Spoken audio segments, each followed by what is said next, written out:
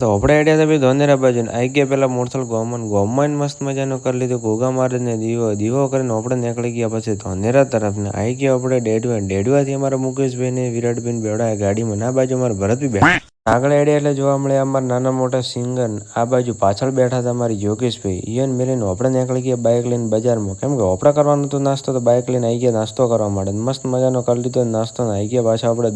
દુકાને જોયું તો અમારા દોનો બેઠા બેઠા મોબાઈલ જોતા આ બાજુ અમારા નવીનભાઈ વિચારમાં હતા કંઈક મોટા